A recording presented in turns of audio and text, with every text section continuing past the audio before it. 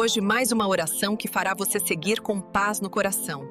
E já se inscreva no canal para não perder nada. Deus te abençoe sempre. Você sente que está perdendo o controle da sua vida? Está cansado de orar e não sentir nada, de viver dias vazios, mesmo sabendo que Deus existe? Então pare tudo o que estiver fazendo, porque essa mensagem é para você. Há um tesouro escondido no Salmo 23 que pode mudar radicalmente sua forma de se relacionar com Deus. E hoje você vai descobrir como acessar esse lugar de intimidade, paz e direção espiritual. Não é mais uma palavra bonita, é um chamado urgente do céu. Antes de continuar, já se inscreve no canal. Muita gente assiste nossos vídeos, mas ainda não está inscrita, e você pode acabar perdendo conteúdos que vão restaurar sua fé nos próximos dias. Naquela manhã, Ana despertou mais cedo do que o habitual, sem despertador e sem motivo aparente. Eram 5:30. E o céu ainda estava coberto por um cinza claro, típico dos dias frios. Ela sentia um peso estranho no peito, não exatamente tristeza, mas como se algo estivesse pendurado dentro dela. Sem nome, tinha dormido mal, cheia de pensamentos soltos sobre dívidas, a saúde da mãe, o trabalho que não rendia. Mas, ao se sentar na cama e olhar para a janela, sentiu um impulso, quase uma ordem silenciosa, de orar. Não era o tipo de pessoa que fazia isso com frequência. Apesar de ter crescido na igreja, sua rotina espiritual tinha sido engolida por anos de cansaço emocional e sobrevivência diária. Ainda assim, havia algo naquela manhã que parecia pedir silêncio, entrega, pausa. Ela caminhou até a sala, pegou o celular e por algum motivo digitou Salmo 23 no navegador. Não foi planejado, nem sabia direito por que lembrou desse trecho. O versículo apareceu logo: "O Senhor é o meu pastor, nada me faltará." Ao ler, não sentiu nada de imediato, mas ficou olhando para a tela como quem encara uma pergunta sem resposta. "Se Deus é meu pastor, por que me sinto tão perdida?" pensou. E mesmo sem entender, ela se ajoelhou no carpete da sala. Não havia música, nem luz suave, nem clima de culto.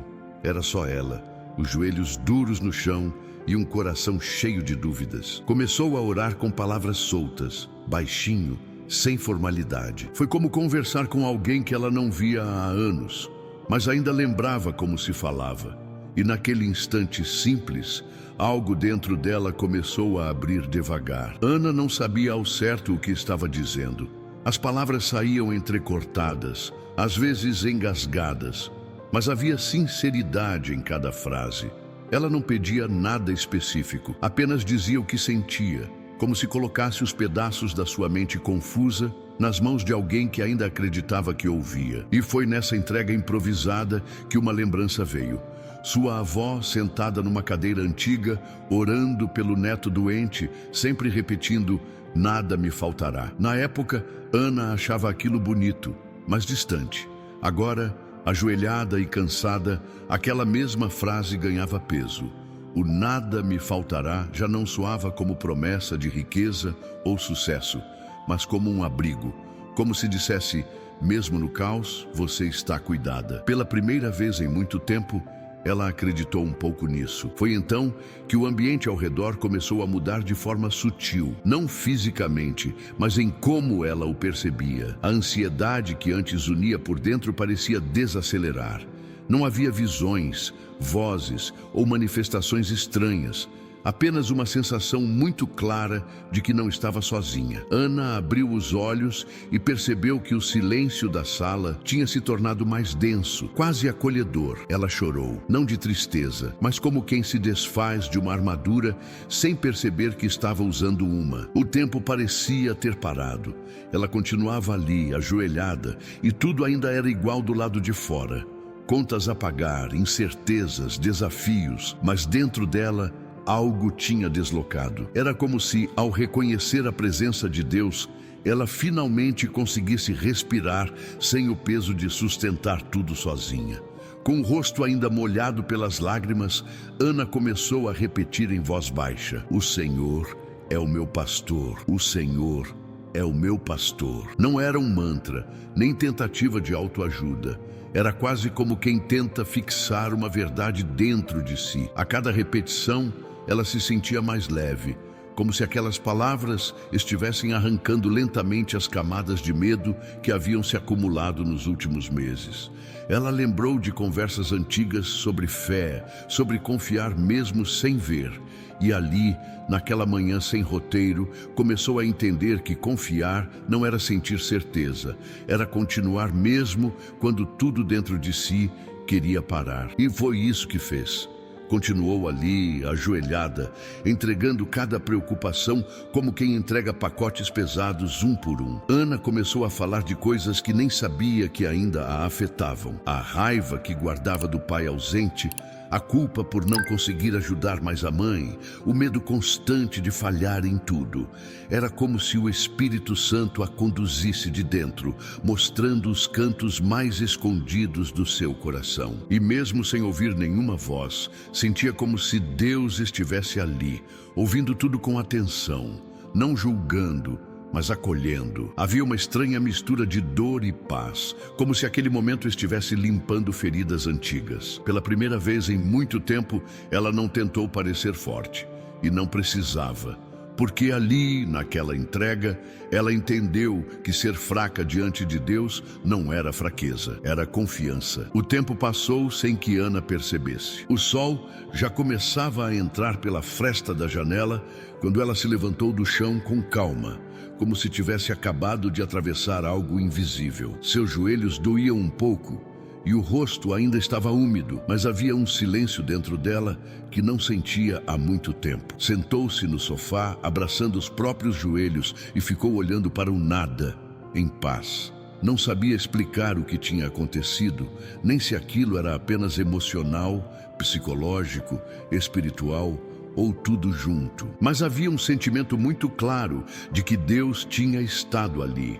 Não com trovões, nem com sinais extraordinários, só com presença. E foi isso que mais a marcou. Perceber que Deus não precisava falar alto para ser ouvido. Ela então abriu o celular novamente e releu o Salmo 23 inteiro, lentamente. Cada linha parecia conversar com partes diferentes da sua história. Nada me faltará. Deitar-me faz em verdes pastos. Guia-me mansamente. Era como se aquelas frases estivessem vivas e tivessem esperado anos por aquele momento. Ana não sabia o que fazer depois, nem o que mudaria dali em diante. As contas ainda estavam ali. A mãe ainda estava doente e os problemas não tinham desaparecido. Mas algo dentro dela tinha se reposicionado. Como se, mesmo sem ter respostas, ela tivesse encontrado um lugar de repouso. Um lugar onde a presença de Deus era suficiente. E naquele instante, isso bastava. Mais tarde, enquanto preparava um café simples, Ana ainda sentia a calma que a acompanhava desde a oração. Era diferente de outros dias em que tentava se convencer de que estava tudo bem. Agora, ela não precisava fingir nada. Sabia que as circunstâncias continuavam difíceis, mas havia uma certeza silenciosa de que não estava mais carregando tudo sozinha. Aquela manhã se tornara um divisor de águas, sem grandes manifestações, sem milagre visível. Apenas a sensação clara de que Deus a tinha chamado para estar com ele, e ela, por alguma razão que nem sabia explicar, tinha respondido. Foi isso que mais a mexeu. Perceber que o pastor não a havia esquecido, mesmo quando ela já não se lembrava de como ouvi-lo. Mais tarde, ao contar para uma amiga próxima sobre o que tinha vivido, Ana se viu escolhendo as palavras com cuidado. Não queria parecer mística, nem emocional demais, mas não havia como negar que algo tinha acontecido.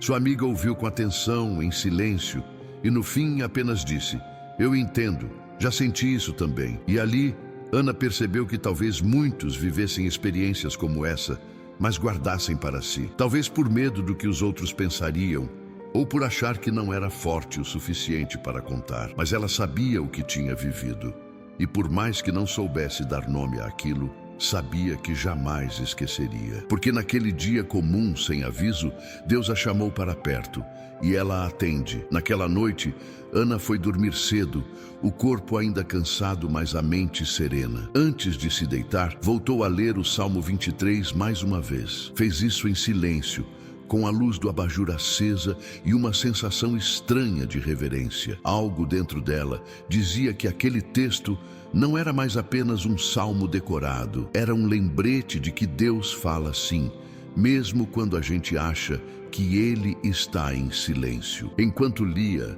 percebeu que chorava de novo.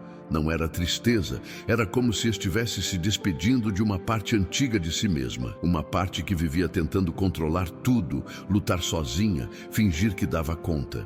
E, ao fechar a Bíblia, sentiu algo curioso. Não era exatamente alegria nem euforia.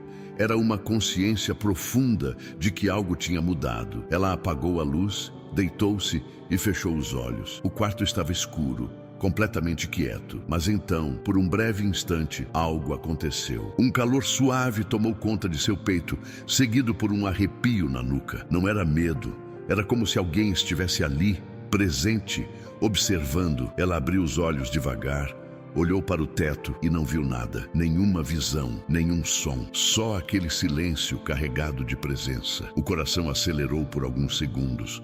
Depois, desacelerou. Era como se Deus dissesse, sem palavras, eu estou aqui. E foi só isso. Não houve mais nada. Mas Ana sabia que aquele dia não tinha sido comum. E até hoje, quando se lembra, ela ainda não sabe explicar direito.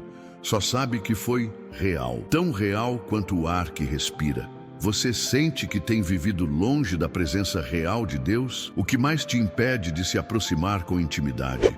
Compartilha aqui nos comentários. Queremos orar por você. Se inscreva no canal agora mesmo e ative o sininho para não perder os próximos conteúdos que vão te levar ainda mais fundo na fé. E não saia ainda.